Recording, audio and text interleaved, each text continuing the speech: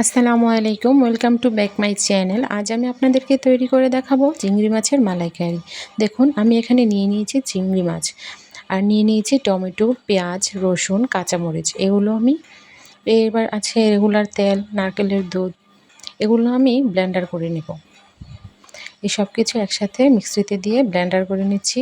এবার আমি মাছের মধ্যে ছড়িয়ে দিলাম সামান্য নুন, হলুদ। এবার পাত্রে তেল দিয়ে দিব। পাত্রটা চুলায় বসিয়ে দিয়েছি, পাত্র গরম হয়ে গিয়েছে। এ পর্যায়ে তেল দিয়ে দিলাম।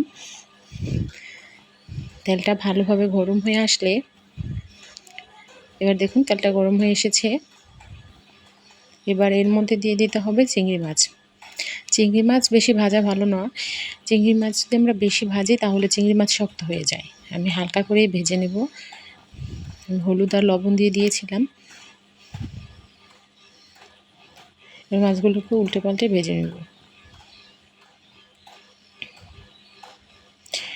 কম আঁচে ভেজে নিতে হবে যাতে করে ভিতর দিয়ে সেদ্ধ হয়ে আসে আর উপর দিয়ে এতটা শক্ত না হয়ে যায়। চিংড়ি মাছ কিন্তু বেশি ভাজলে টেস্ট নষ্ট হয়ে যায়, মাছটা শক্ত হয়ে যায়, খেতে ভালো লাগে না, ভিতরে মশলাও যায় না। এ পর্যায়ে দেখুন আমার মাছের কালারগুলো চেঞ্জ হয়ে গেছে, কি সুন্দর একটা কালার চলে এসেছে। আমার মাছ ভাজা প্রায় হয়ে গেছে। এবার আমি এগুলো একে একে উঠিয়ে নিব। দেখুন আমি মাছগুলো উঠিয়ে নিচ্ছি। চিংড়ি মাছের মালাইকারি কিন্তু খুব দুর্দান্ত স্বাদীয় একটা রেসিপি। আপনারা চিংড়ি মাছ বাসায় থাকলে এই মালাইকারি রেসিপিটা ট্রাই করে দেখবেন, ভালো লাগবে। দেখুন আমার মাছ ভাজা হয়ে গিয়েছে। এবার আমি এই তেলের মধ্যে দিয়ে দিলাম তেজপাতা, এলাচ আর দারচিনি, দিয়ে একটু ভেজে নেব। এতে করে এ থেকে একটা স্মেল বের হবে। এবারে এর মধ্যে দিয়ে দিলাম আদা রসুন বাটা, জিরা বাটা, আর এর মধ্যে দিয়ে দিলাম সেই ব্লেন্ডার করা মশলাটা। এবার এটা ভালোভাবে কষিয়ে নিতে হবে, নেড়ে চেড়ে ভালো করে মিশিয়ে। দেখুন এটা ফুটে উঠেছে। এর মধ্যে দিয়ে দিলাম আমি ধনিয়া গুঁড়া, হলুদের গুঁড়া, সামান্য একটু হলুদ দিবেন যেহেতু চিংড়ি মাছের মালাইকারি, এতে কিন্তু আমরা মরিচের ফাঁকি দিব না। এবার এর মধ্যে দিয়ে দিয়েছি চিংড়ি মাছ, দিয়ে একটু নেড়ে চেড়ে এর মধ্যে আস্ত কাঁচামরিচ দিয়ে দিয়েছি। এর মধ্যে দিয়ে দেবো নারকেলের দুধ।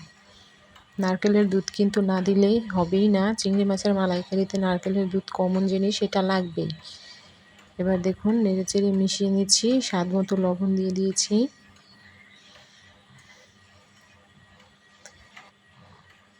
কিছুক্ষণের জন্য ঢাকা দিয়ে ঢাকনা খুলে দেখুন ফুটে উঠেছে পানি। এবার আবারও নেড়ে চেড়ে দেব।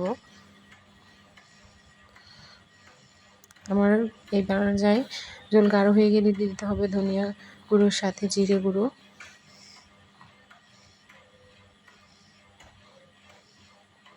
আমার রান্না প্রায় হয়ে এসেছে। দেখুন এই যে ঝোলটা শুকিয়ে এসেছে, তেল ভেসে উঠেছে।